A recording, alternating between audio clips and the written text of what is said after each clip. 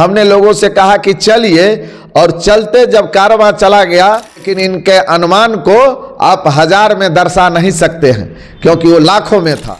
60 kilometre से लोग आए हुए थे। 60 किलोमीटर का दूरी है जहां से हमारी यात्रा चली थी श्याम चौक से, और श्याम चौक मेरा पंचायत है, और वहीं से हमने लोगों को आह्वान किया था। एक छोटा सा आह्वान था, और 3 दिनों में मैं विधानसभा के हर एक लोगों से मिल भी नहीं पाया था। मैं सिर्फ फेसबुक के माध्यम से एक अपील किया था कि माननीय नेता ने आप सबों को फुलपरास में बुलाया है और अपनी विचार को सुनने के लिए।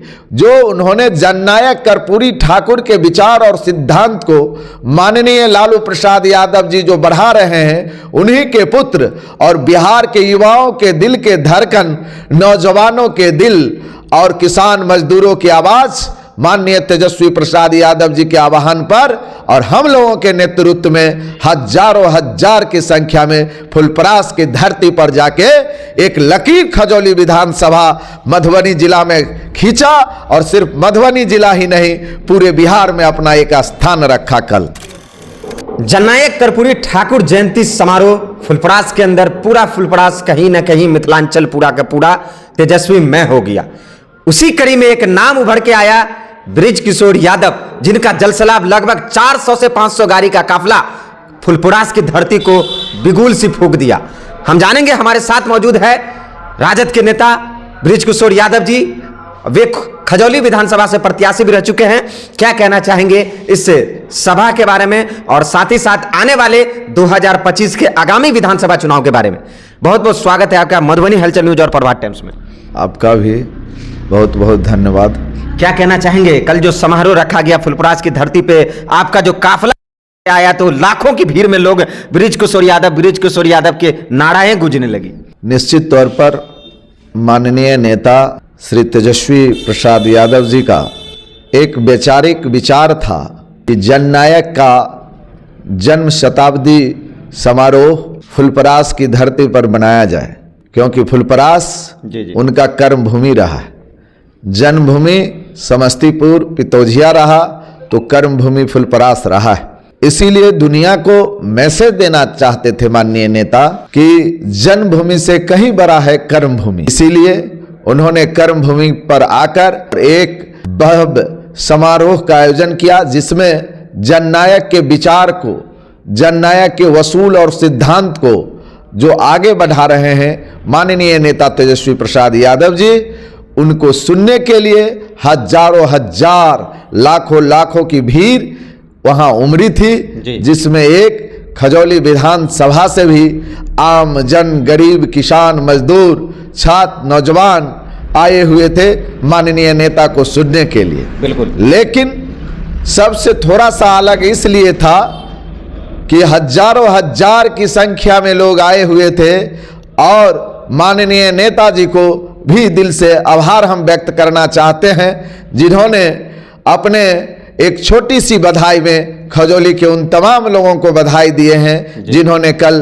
इन जन शताब्दी समारोह में 101वां जयंती के उपलक्ष्य पे फुलपरास की धरती पर पधारे हुए थे। अगर बात की जाए खजौली विधानसभा से, तो आप लोग, आपके साथ कितने लोगों का काफिला आया, कितनी गाड़ियां आई थी जो उस नेता प्रतिपक्ष को सुनने के लिए?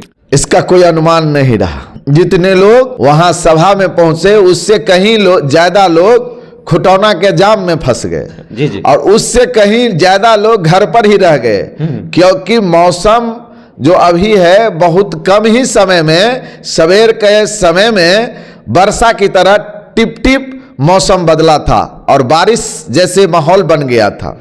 इसीलिए, और जैसे ही सूर्य उदय हुआ लोग अपने घर से चले, लेकिन तब तक समय ज्यादा हो चुका था। हमने लोगों से कहा कि चलिए, और चलते जब कारवां चला गया तो निश्चित रूप से बहुत सारे लोग घर पर ही रह गए, लेकिन इनके अनुमान को आप 1000 में दर्शा नहीं सकते हैं क्योंकि वो लाखों में था। 60 किलोमीटर से लोग आए हुए थे। 60 किलोमीटर का दूरी है जहां से हमारी यात्रा चली थी श्याम चौक से। एक छोटा सा आह्वान था, और 3 दिनों में अपने विधानसभा के हर एक लोगों से मिल भी नहीं पाया था। मैं सिर्फ फेसबुक के माध्यम से एक अपील किया था कि माननीय नेता ने आप सबों को फुलपरास में बुलाया है और अपनी विचार को सुनने के लिए। जो उन्होंने जननायक कर्पूरी ठाकुर के विचार और सिद्धांत को माननीय लालू प्रसाद यादव जी जो बढ़ा रहे हैं, उन्हीं के पुत्र और बिहार के युवाओं के दिल के धड़कन, नौजवानों के दिल और किसान मजदूरों की आवाज माननीय तेजस्वी प्रसाद यादव जी के आह्वान पर और हम लोगों के नेतृत्व में हजारों हजार की संख्या में फुलपरास की धरती पर जाके एक लकीर खजौली विधानसभा मधुबनी जिला में खींचा और सिर्फ मधुबनी जिला ही नहीं पूरे बिहार में अपना एक स्थान रखा। कल तेजस्वी यादव का तो नारा गूंजने ही लगा, लेकिन तेजस्वी यादव के बाद दूसरा नारा जो सबसे ज्यादा फुलपरास की उस धरती पर गूंजा वो था ब्रिज किशोर यादव का नारा। इसके पीछे क्या सच्चाई और क्या रणनीति है, आगे का क्या आगाज सुनने को आ रहा है, खासकर खजौली विधानसभा की तरफ से? मैं कोई नेता उता नहीं हूं सर, मैं खजौली का बेटा हूं। नेता में और बेटा में फर्क होता है जी। नेता के कहने पर लोग जाते हैं, उनको बुलाया जाता है, और बेटा के संदेशे आने पर पिता और स्वयं चल देते हैं। तो मैं खजौली का बेटा हूं और मैं नेता नहीं हूं, इसीलिए एक छोटा से आह्वान पर लोग गए और जिंदाबाद नारा लगाते हैं। मैं किसी को कहता नहीं, लेकिन लोगों को दिल्ली में एक तमन्ना है कि अपने बेटा को भी जिंदाबाद लगाएं। आप देख ही रहे हैं, आप मेरा कल का फेसबुक देख लीजिए। 11 बजे तक मैं क्षेत्र में था और कल कई जगह शादियां विवाह थी, समारोह था, उसमें भी एक आध जगह गया, लेकिन नेट 2:45 बजे मैं सदर हॉस्पिटल में था। सदर हॉस्पिटल में इसलिए था, विनय पासवान जी 1 महीना से बीमार था। 2 दिनों से अति व्यस्तता के चलते उनके आर्थिक स्थिति कमजोर हो जाने के कारण न उनको पुत्र है